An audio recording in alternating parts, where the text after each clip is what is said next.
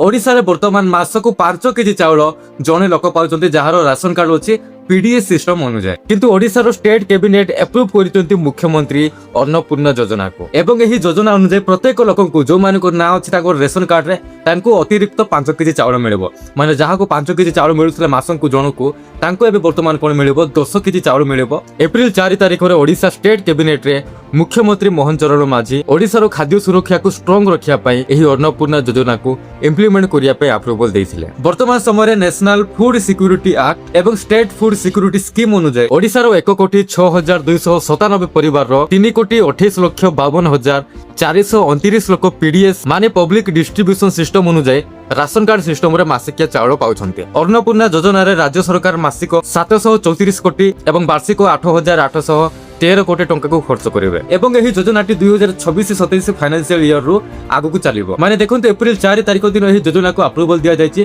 तो एही बार के एप्रिल मासरु किंबा आरो मासरु मासिकिया 10 केजी चाउल प्रत्येक व्यक्ति को मिलिबार संभावना रहिछि।